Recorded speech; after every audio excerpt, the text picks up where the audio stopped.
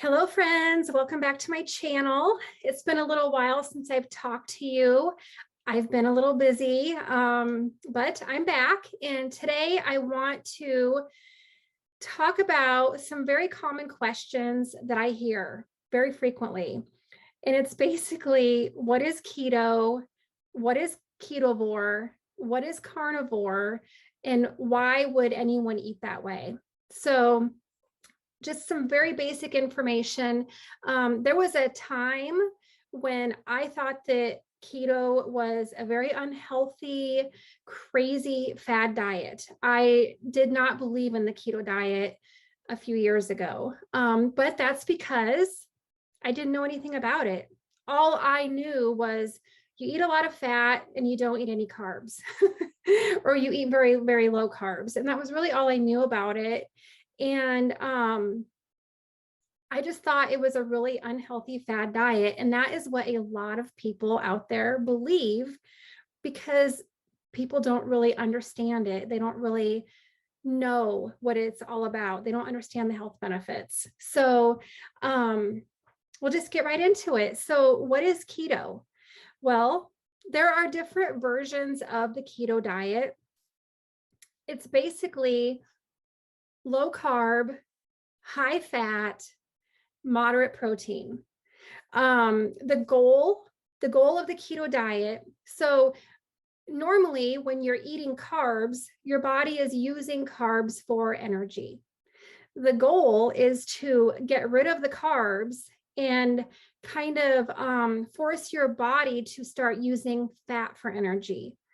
And when your body is depleted of carbs and there's no carbs left for energy, then your body has really no choice but to start using fat for energy. So when that happens, your body will produce ketones. When you start using fat for energy, the product of that is ketones in your body. So when your body starts to produce ketones, you are in a state of ketosis. And that is where they get the name, the ketogenic diet or the keto diet, because you're basically eating to put your body into a state of ketosis. So the average macronutrient breakdown, I shouldn't say the average, it's just a very common calculation, is 5% carbs, 70% fat, 25% protein. A lot of people play with those numbers. You can do higher protein, you can do higher fat. It's really an individualized way of eating because you just need to figure out what makes you feel the best. And some people feel better eating more protein and less fat. Some people feel better eating really high fat and not quite as much protein. But the thing to remember is this. You cannot fear fat. We have been misinformed for many, many years. We have been told that we're not supposed to eat fat.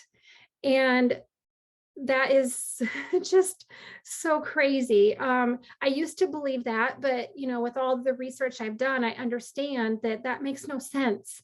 Our bodies need fat. We need fat for our hormones. We need fat for our fat soluble vitamins. Our body actually needs fat. Our brain needs fat. We need fat. So to say that you should not eat fat is just absolutely crazy. The real danger in your diet is when you eat a lot of sugar and a lot of carbs. They cause inflammation in your body that lead to all of the conditions that we are trying to avoid. I'm not a doctor, but in all of the research that I have done and the things that I've learned, that is what I have come to understand, is that our body needs protein, our body needs fat, our body does not need carbs. Our body is such a magical machine that if we need glucose for any reason, our body will produce the glucose from the protein. So it's called gluconeogenesis. It's just such a it's such a crazy way to change your thinking when you've been told for so many years, you need carbs, you can't eat fat, you need to cut out the fat. So now I know this is a really weird transition to try to, change your way of thinking, the way that you've thought for so many years. But there are no essential carbs required by our bodies. Our bodies do not require carbohydrates. However, we do need fat, we do need protein.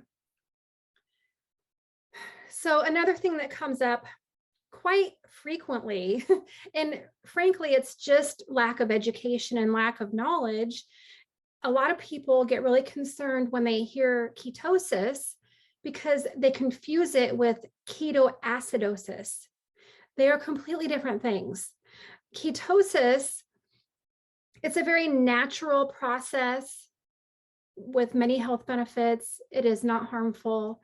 Ketoacidosis is a metabolic state that people with type 1 diabetes are susceptible to.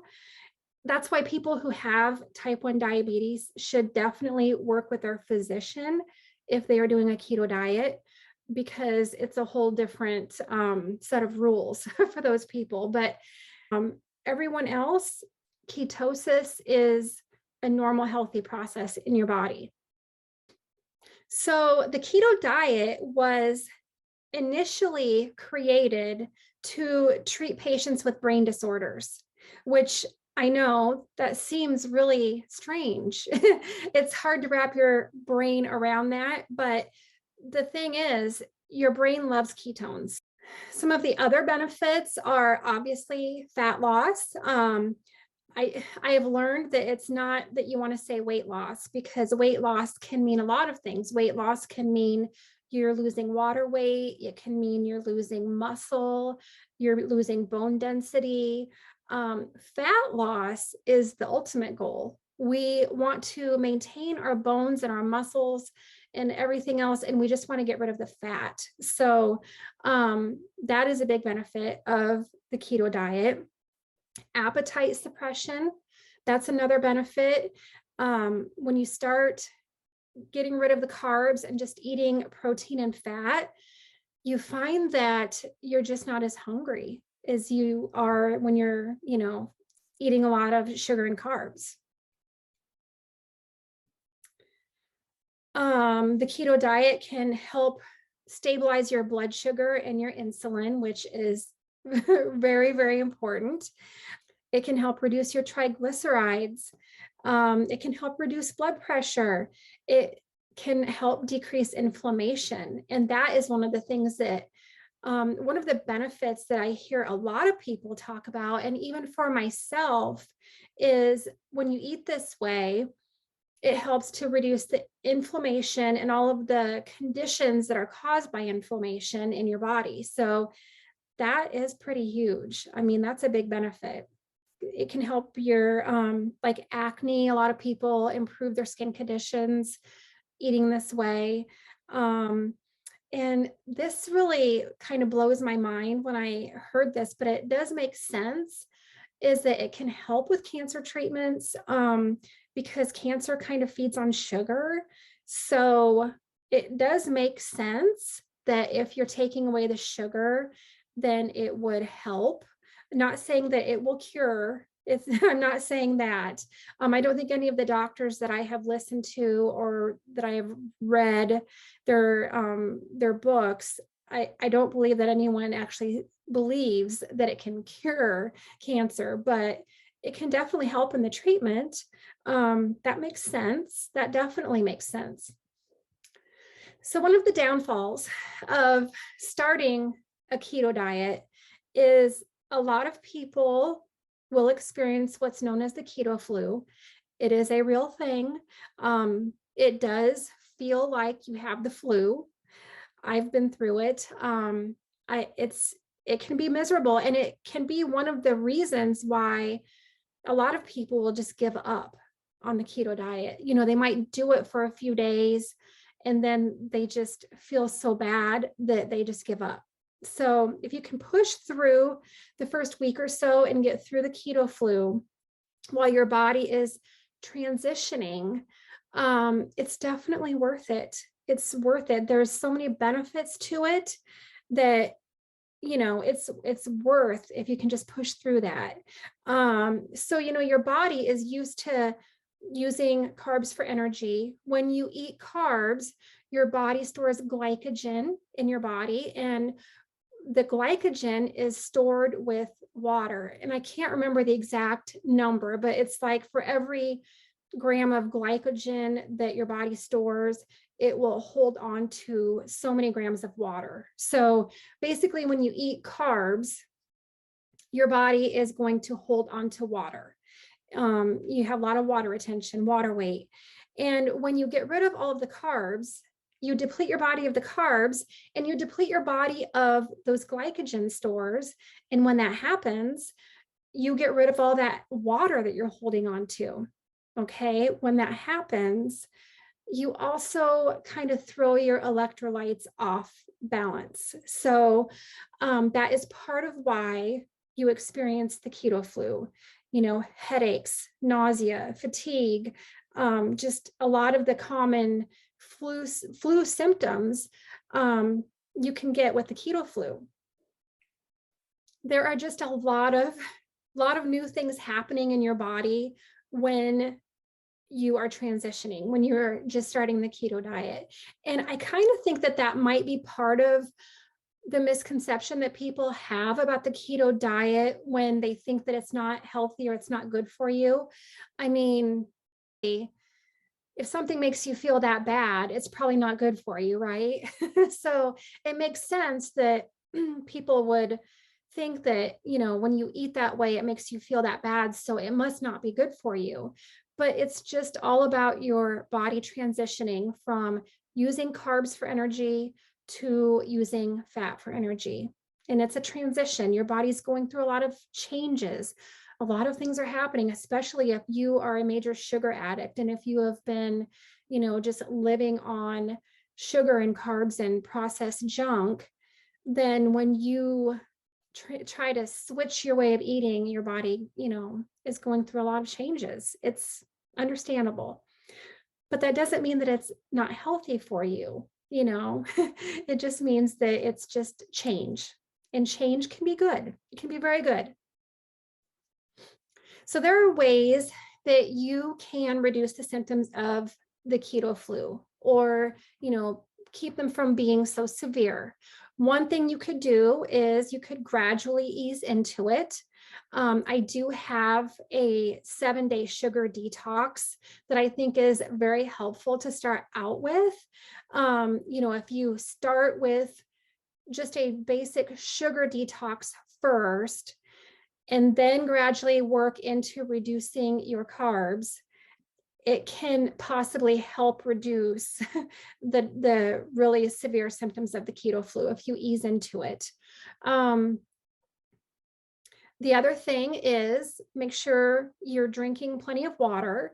There's a lot of different opinions out there about water. So some people say drink half your body weight in ounces of water. Some people say drink a gallon of water a day. Some people say you don't need to drink any water. Some people say drink when you're thirsty, and when you're not thirsty, don't drink. So I would say that that's probably the best rule to follow is if you're thirsty, drink water. And I do believe that with the keto flu, if you're, staying well hydrated, I do believe that does help reduce the symptoms of the keto flu. The other thing is to replace your electrolytes, because like I mentioned earlier, when you switch to the keto diet and you deplete your body of carbs and you get rid of the glycogen stores and all of the water that you've been holding on to, you're going to throw off your electrolytes. So, it's really important to replace your electrolytes. Some people require more than others. It's just, I think if you're having really bad headaches and you feel really bad and you're really tired, You probably need electrolytes, or you possibly need to increase your fat intake. So it's just, you just kind of have to play around with it and see what makes you feel good. But when it comes to the keto flu and the whole transition, it's a great idea to replace your electrolytes. I have a couple favorite electrolyte drinks that I use. I do have them saved in my link tree, which I will share at the bottom of the video if anybody's interested. So what can you eat on the keto diet? People like kind of freak out when they think about cutting out carbs because then they're just like, what am I supposed to eat? I mean, you can eat meat, chicken, fish, eggs. You can eat dairy if you can tolerate dairy. One thing about dairy that I've learned is dairy is inflammatory for a lot of people. So, if you're trying to decrease inflammation, you may feel better if you don't eat dairy, but you can eat dairy on the keto diet. Low carb veggies are okay. Berries are okay. Fruit is not okay because it has way too many carbs.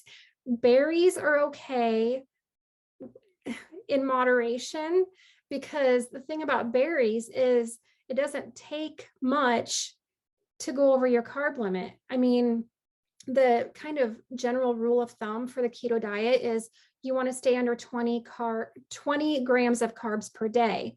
Well, if you eat a cup of berries, you could easily go over your carbs, because berries, it really adds up. So if you're going to eat berries, I would limit them, and make sure you're measuring them to make sure you know how many carbs you're eating. The other thing is nuts and seeds are okay. Again, some people, they're inflammatory and they feel better if they don't eat them. So, it's kind of again, it's an individualized thing. You just need to figure out what makes you feel better and what works for you. You can have, fat, butter, olive oil, avocado, if you can tolerate those things. Olives. I love olives. I love pickles. Dill pickles. If you're going to eat pickles, make sure they're not the sweet pickles or the bread and butter pickles. They need to be dill so that they're, not high in carbs. You just got to read the labels. You can have condiments if there are, no added sugar, if they're not high carbs, like, salad dressings.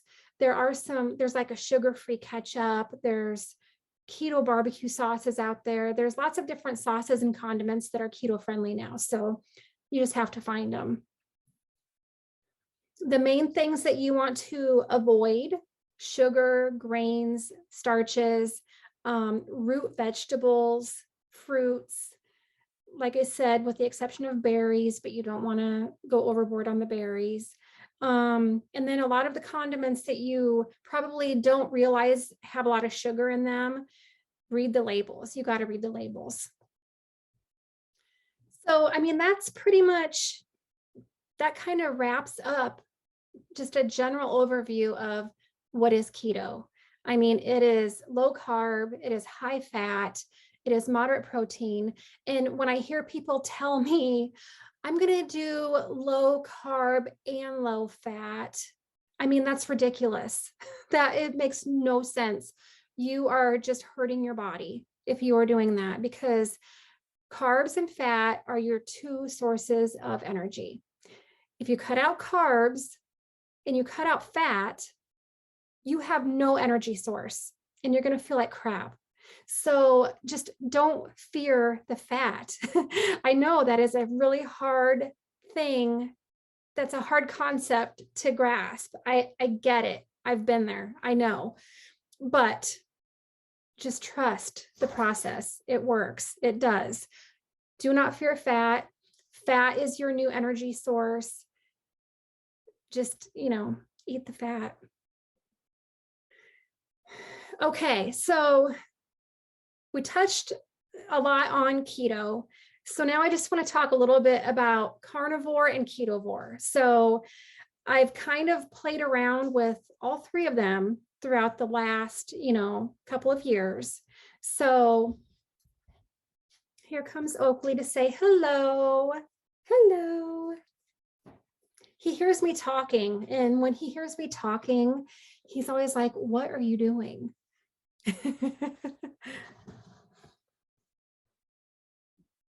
And it's getting kind of late, and he really likes to go to bed early. He is a tired boy. I'm thinking he probably needs something. So I think I'm going to have to step away for a minute.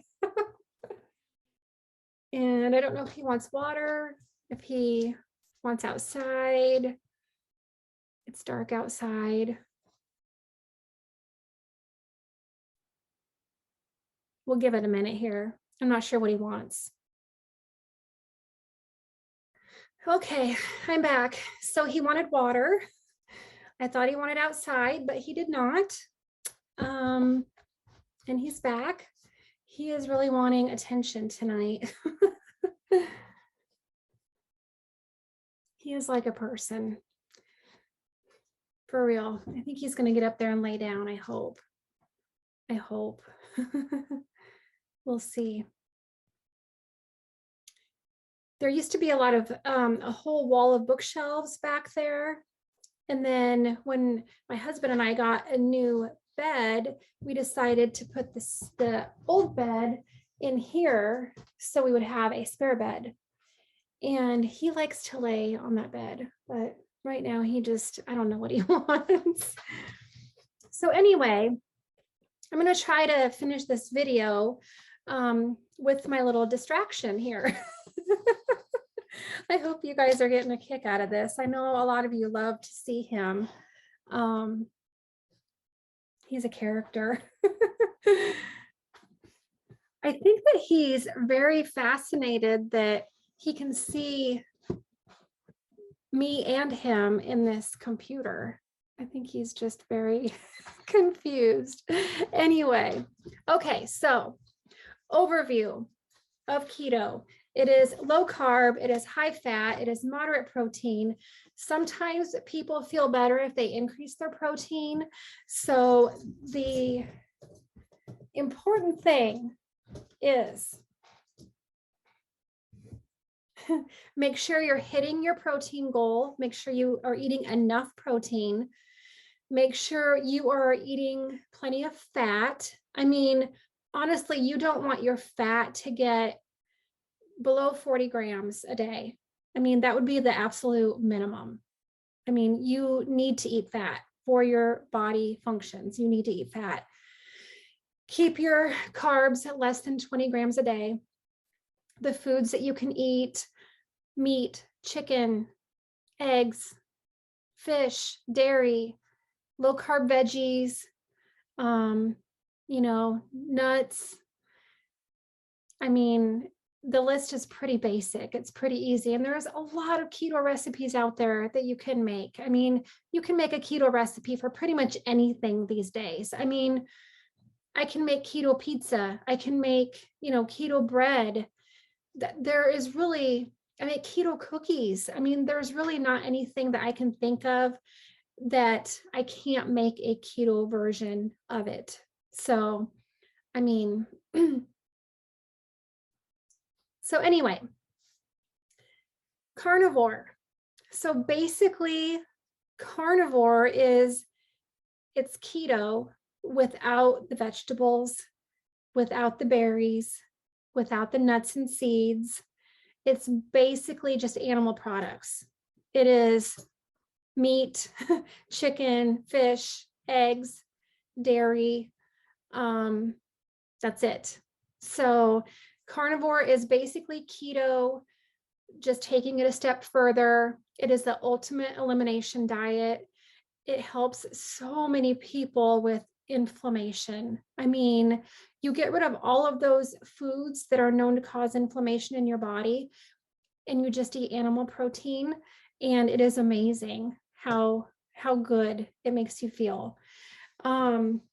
So then there's ketovore, which is kind of in between the two. So ketovore is basically carnivore, but you still eat a few low carb vegetables. So like I consider myself for the most part ketovore these days because I pretty much eat a carnivore diet, but I still like to have my dill pickles.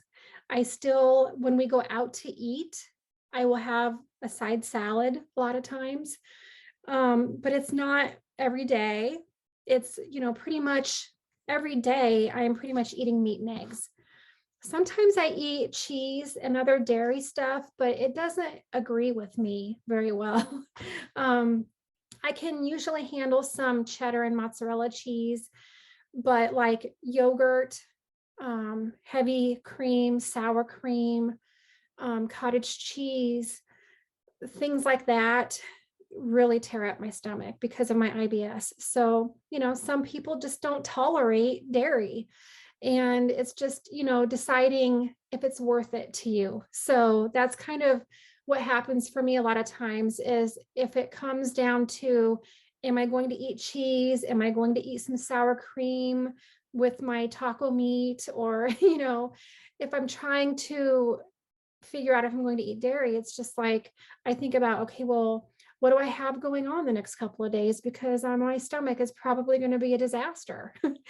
And, if I'm going to be on the go doing a lot of stuff, then I probably shouldn't eat it. It's all about figuring out what makes your body feel good. So I hope that that was helpful. I feel like I've kind of just been rambling on a little bit. I do have an online keto community. If you want to learn more, if you want some extra support, I'm in the process of putting together some different keto challenges to try to help people get started.